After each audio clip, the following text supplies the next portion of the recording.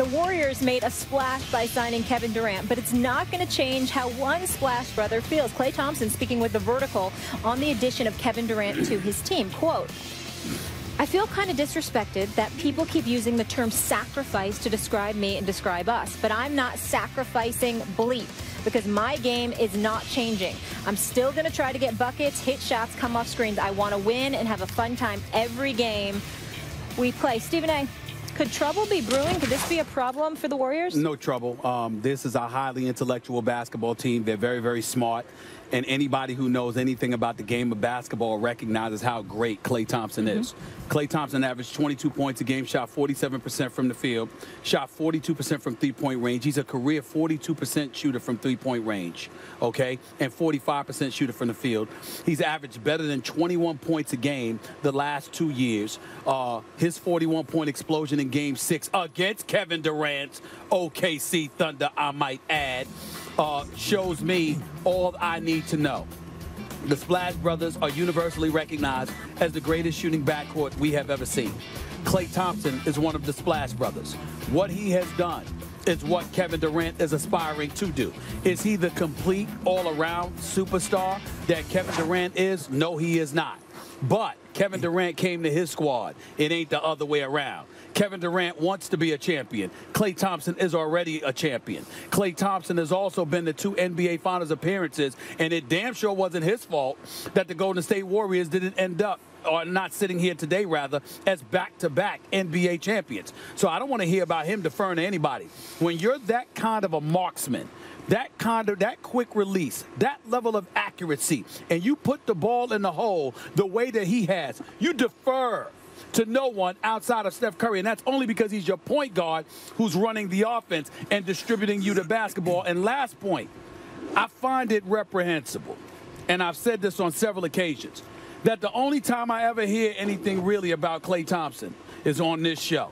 His daddy is a champion who happens to work for our network, and we don't talk about Klay Thompson nearly as much as we should. This dude is a star. He's one of the great shooters in the game of basketball, and he deserves to have the position that he has. He has the right to say it, and I applaud Kevin Durant as well for being smart enough to recognize it and not refuting it. Speaking of my friend Michael Thompson, he's a two-time champion. Two-time champion. Who was drafted first overall, was dropping 20 and 12 when the Lakers traded for him to come off the bench for Kareem. That's right. Not only didn't complain once, thanked his lucky stars that he got to play for the Lakers. That's right. And Michael Thompson has raised this young man right. Okay. Klay Thompson has the heart of a killer. Don't let that nice guy stuff fool you. He's the guy who draws the toughest defensive assignment on that team while averaging more than 20 efficient points on the other end of the floor. Let's not listen, even in the playoffs, sometimes you'd see the offense getting ahead of itself. Guys are rushing shots. I didn't see one time where I thought, boy, Klay shouldn't have shot that. You know why? There isn't a shot that Klay shouldn't shoot. He has earned the right to shoot it at any point because there's a pretty damn good chance it's going in from downtown. That's right. Klay Thompson is capable of getting not as hot as anyone in history, hotter than any player who ever touched a basketball. How can I say that? The proof is in the pudding. He dropped 26 and a quarter about a year ago. 37 a year before that. Excuse me. That's what I'm going to... That was his second highest quarter point total. And this 26 points in a quarter, which guys can't do alone in the gym, is your second highest point total. 37 points in a quarter, smashed the all-time record. He is, so like, there it is. He's gotten hotter, 37 points in a quarter, than anyone who's ever lived. That man can shoot. I don't care if he's playing with Michael Jordan and Larry Bird and whoever, and LeBron James. Right. He can shoot whenever he touches it if he wants. Now, the fact is, that attitude is going to help the team. That doesn't mean that Klay Thompson is not going to pass the ball if he can pass up a good shot for a great shot. That doesn't mean he's going to be a bad teammate or Kevin Durant's not going to be able to do his thing. All he's saying is the attitude that got me to where I am is going to keep me on top. That's all. He's not saying anything detrimental to the team. Well, he's not saying anything detrimental to the team, but the most important point is that he has the right to say it because of the things that we both articulated. He's earned the right to do it. And also, let's keep this in mind. There's plenty of players. Like I said, Kevin Durant, I thought that was a choke job in Game 6. Just one game. Yep. He didn't choke in Game 7, didn't choke in Game 5. But in Game 6, I thought that was a choke job. Steph Curry, you look at some of his performances, and, you know, he didn't resemble himself. What happened to Steph Curry? Steph Curry was on the verge of being a back-to-back champion and a two-time league MVP who wasn't going to be an MVP of the finals. Again, because it was Andre Iguodala last year, it was going to be Draymond Green this time around if Golden State had won. So when you look at it from that perspective, think about what we're saying about Klay Thompson here. We have never looked at Klay Thompson and said the moment was too big for him. We've looked at him and say, okay, the shot's not falling, you know, with regularity the way that it once was. But the way he plays and the manner in which he approaches the game, you see no wavering in his game. I don't want to take a shot at Steph either, Stephen. I'm saying I don't want to take a shot either. I 100% agree with that point. There were moments in the playoffs and especially the finals. It pains me to say it because I predicted the Warriors were going to win the whole thing and Steph's going to be MVP and right the wrong from the year before where he seemed like there were moments, I hate to say it, I take no pleasure in this, where it looked to me like Steph didn't want it. I agree he wasn't physically 100%. He wasn't physically. That's why I don't hold that against him. You know what? Muhammad Ali had his jaw broken in the second round against Kenny Norton, still fought the rest of the way hard, you know, and lost a split decision. So this isn't boxing. I understand. I'm just saying, like, I don't want to hear the excuses. Who wants it? Klay Thompson missed some shots down the stretch in the big games of the finals, but not because he didn't want it. Just because sometimes you ain't going to hit all the shots. He never didn't want it. But let's touch on the biggest point of this debate. Klay Thompson has the right to say what he said, and really what we're saying is, and what we're asking is, you know, should anybody have a problem with that because of the greatness of Kevin Durant? The answer is no. Because what Kevin Durant is pursuing, Klay Thompson already has. Yep. And Klay Thompson ain't come to Oklahoma City. Kevin Durant decided to go to Golden State. You have lost. I'm glad he didn't take that position. I disagree with that. I don't think that's the reason. I think the reason you don't want Klay to change is because it gives you the best chance to win. Because that attitude that's made him the best two-way two-guard in the world, you want to keep. I don't care about the kind of unwritten rules about whose team it is and who's earned what in that sense. I don't care. Like Kevin Durant can come and piggyback their success. But we're talking about his ability. If it helps them win, Durant should do his thing. But it has everything to do with it because without that attitude, the Golden State Warriors never won a championship. Without that attitude, they would not have gone to 2 consecutive NBA Finals. Because if Klay Thompson doesn't perform the way that he performed in Game 6, isn't Kevin Durant and OKC in the Finals? You know what else it is? You know what else that I like about that Klay stuff is his dad is old school, and Klay got a little old school gangster in him. Like, I don't care who came and joined this team. I liked it too. He got fired up. I'm not changing a damn thing. That's right. Yep, and he stepped right up to it. That's exactly how he should be. All right, so speaking of stars, we have one joining us next here from Latrobe, Pennsylvania. We're at Steelers camp. Antonio Brown just rode over on the golf cart. He will be with us after the commercial break, so stay with us. First take on our NFL training camp tour. And it is over the shoulder, caught by Antonio Brown. Throws it over the middle, touchdown, Antonio Brown. And this place erupts. Has time in the pocket, throws over the middle. Brown makes the catch. He's in the end zone, touchdown. You look at what Antonio Brown's doing. He just finds a way to get open, finds a way to, you know, attack people down the field. I think it's close, but I think Antonio Brown's the best receiver in the game.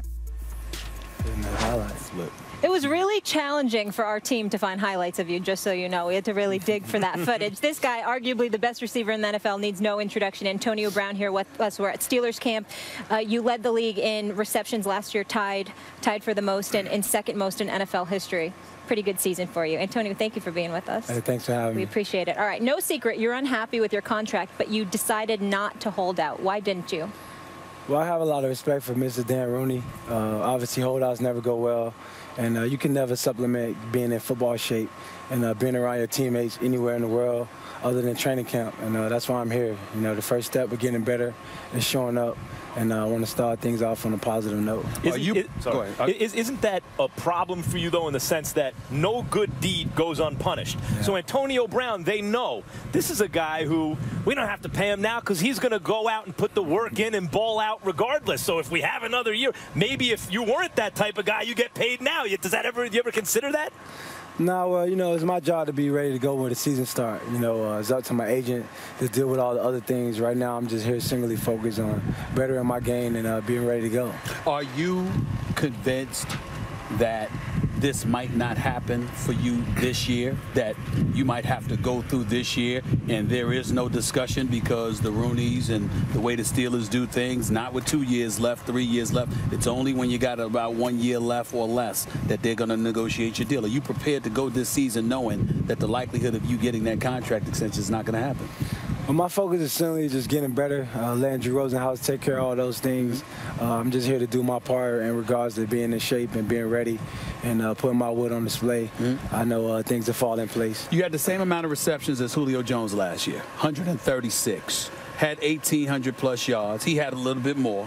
But somebody like myself and others, I look at you because of what you do with punt returns, not just as a wide receiver. I consider you the best in the game. Do you consider yourself the best in the game, or do you think that there's somebody out there that deserves to be compared to you? Well, there's no doubt, man. You know, I'm one of the top guys in the league. There's a lot of other guys that's out there doing it. A lot of other guys I commend myself to, but I consider myself one of those guys. And yet, are you like? I look at the Steelers, I go, damn, Ben Roethlisberger's going to the Hall of Fame. He should be in the best quarterback in the league argument more than he is.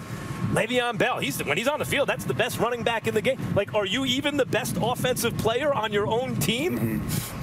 Well, we got a lot of great players. You know, speak volumes of our quarterback, Hall of Famer quarterback, our center, our offensive lineman in general, our running back.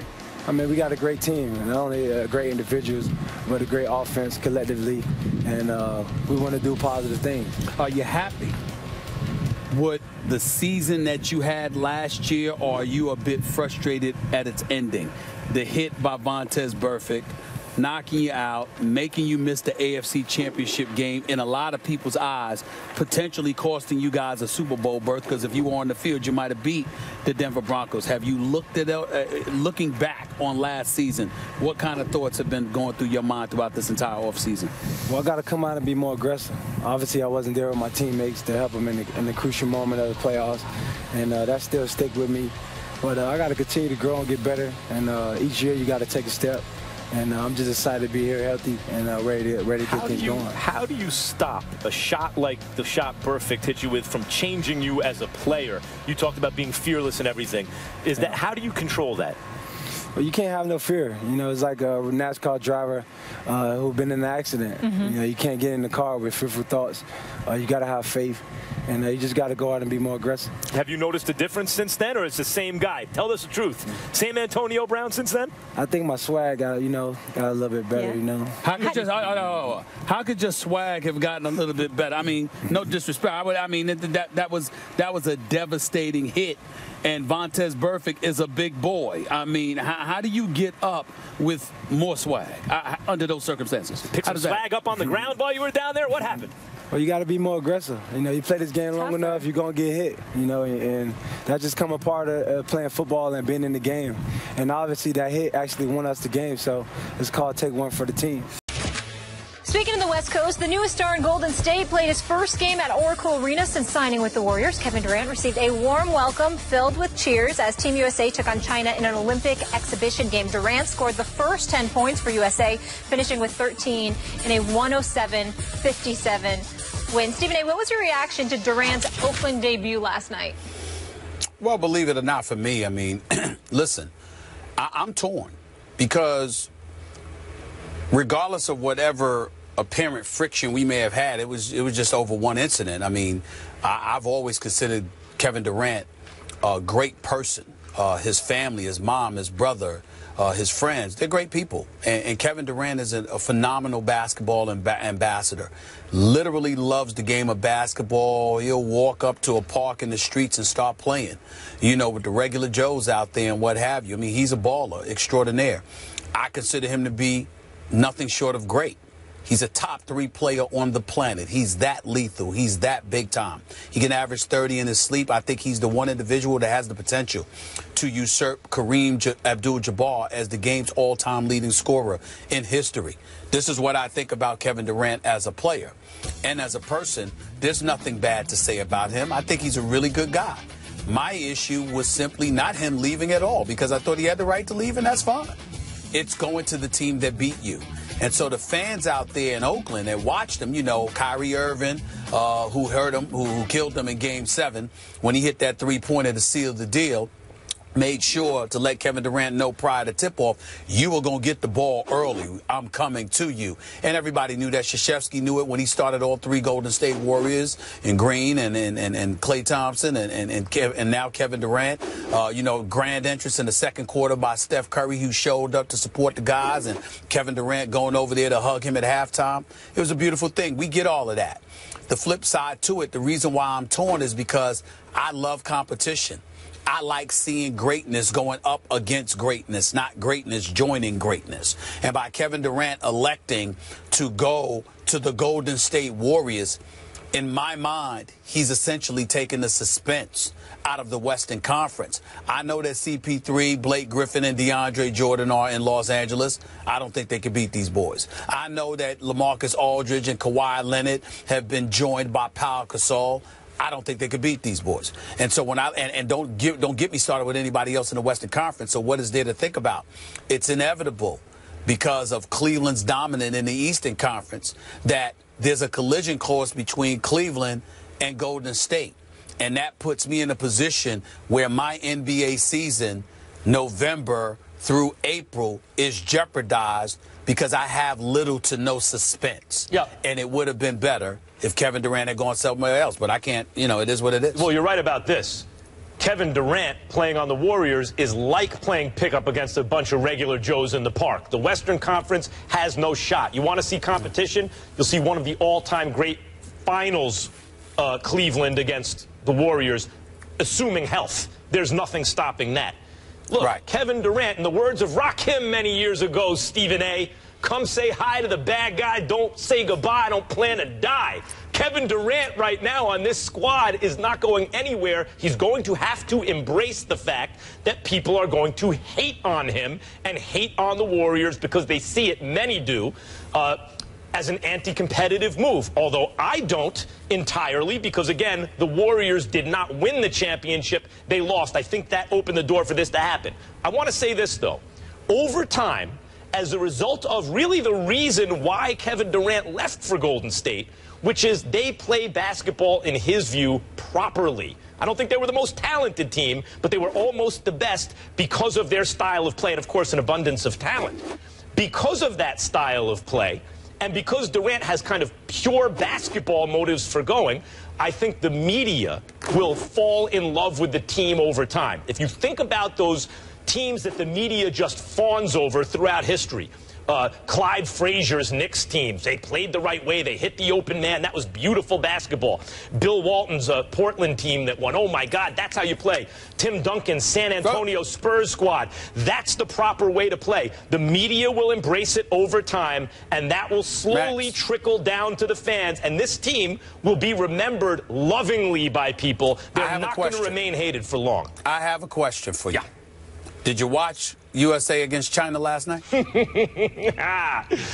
Right. No. Answer the question. Answer the question first. Answer the question for you. Did you watch it? I watched the Democratic National Convention. Let me tell you why you didn't watch it. Because the convention was on. Hold it. We both like our politics. Fair enough. But let me tell you the real reason why you didn't watch it. Because the outcome was a foregone conclusion. Yeah. Did you watch the Dream Team? Did you watch the Dream Team? Excuse me? Did you watch the original Dream Team? That's not fair. Were those I did. Foregone conclusions? Yes, I did. Time out. Let me answer your question. I did. But I did is because we hadn't seen it before. And we hadn't seen, you know, in 1992 in Barcelona with Magic and Michael and the crew getting together. We hadn't seen that before. Stephen A., when we but see after this that, we team, didn't want to hear anything about a dream team. When we see this team doing their thing to teams like the Clippers that are stacked, to some of these Western Conference teams, even, by the way, the Thunder are still going to be good. Yes, Duncan is gone. We all know the Spurs are going to be great again. When we see this Warriors team clowning the Western Conference, it's like, look, Mike Tyson tickets when he was in his prime started getting hard to sell. That's why he was in Tokyo when he lost to Buster Douglas, because it was hard to sell that in this country. It's a 90-second fight. But let's not pretend that Mike Tyson fights weren't huge events. People wanted to see. Sometimes you get to an elevated, sublime level of dominance that even though it's sort of anti-competitive, you still have to watch because it's spectacle. I'm going to be watching Warriors games. Yeah, you see, you're saying that, but first of all, that's a horrible analogy because there's 82 regular season games. Of course, you're going to watch Kevin Durant and Golden State Warriors against the Clippers. Before he lost? Hold on. On this show, you got to let me finish my point, boy. You got to let me finish my point, my man. They got the Clippers, you got the San Antonio Spurs, you got the Cleveland Cavaliers, okay? You'll watch the Knicks against Cleveland in the Eastern Conference. But when you talk about suspense, I'm saying to you that by and large, over the course of a regular season, it's going to be hard. Trust me on that. It's going to be hard. No, I'm watching. To watch. I'm watching. Now, you're right. Okay. I may not watch the fourth quarter when they're sitting all the starters, but I'm watching like 2.5 quarters of the game. Okay. Durant's first game in the blue and gold scheduled for October 6th, an exhibition game, that against the Kings. And the last time the U.S. men's team lost an exhibition game was 2004 against Italy. Now I'm going to question whether or not you watched First Take, because if you know anything about me, I keep trying to tell. Molly, do I need you to say it or do I need to say it? Because I don't want to do the accident thing because the bus accident just the other day with the Dallas Cowboys, but it is apropos. They are an accident waiting to happen. What can go wrong usually does. And what I said last year coming into the last year's season, last 2015, this is exactly what I said. Molly is an eyewitness to this, Max. I said it don't matter what Romo is doing. It don't matter what it does. Mark it down. Something will happen because this is who they are. Right. Whatever can go wrong does because it's who they are. You're supporting what I said in the beginning. This is a philosophy of high risk. When you have a high risk philosophy, you're swinging for the fences. You will tend to strike out a lot, but if you get a hold of one, you'll hit it out. That's their philosophy. It may be that their philosophy hasn't paid off because they haven't executed it well enough, but it's not like a high risk philosophy sometimes doesn't pay off. It's been a decade. You got to let a brother make his point, Max. Here's the deal with the Cowboys, okay? Whether it's weed, whether it's domestic violence, whether it's organizational decisions and people you elect to take chances on, whether it's giving a dude that had a grand total of 1 playoff victory on his resume prior to beating Detroit the year before last, and you still give him a $108 million deal, it does not matter. Everything about this organization has shown you that if there is something there to do wrong, they will do it. If there's something there that can go wrong, it will happen. It just. So what are you saying? The same gods just jinxed the franchise? This is the same organization. Hold on. This is the same organization that had the temerity, the unmitigated gall, that make the disgusting decision. We're going to let go of T.O. because he's a cancer. But a bunch of pot smoking and Lord knows what else they be doing up in there. We'll keep them on the team. I got nothing but bad. somebody like T.O. had to go years ago. I got nothing bad to say about T.O. T.O. balled out in the Super Bowl, best player on the field in one leg. They should have never let him go. I agree with that. But the idea that somehow the football gods just don't like the Cowboys, I think, is far-fetched, wouldn't you say? Really? Yeah. I got proof. What you got? 2 playoff victories in over a decade? What do you have? First of all, Tony Romo, the only issue Romo has is staying on the field. When he's on the field, he's an elite quarterback, Stephen A. And I hate the Cowboys, but you got to admit in the regular season. Oh, I'm not. In the regular season, yes, he is. I ain't saying he's Eli in the play. I ain't saying he's Eli in the playoffs. Let's just calm down. All right. Well, that's what counts, isn't it? That's what counts. Oh, I love it. I'm with Stephen A. on this one. Sorry, Max. You're damn right. You two are forcing me to defend the Cowboys. I love it. That's right. And you should be ashamed of yourself for defending them. I'm impressed. We'll leave it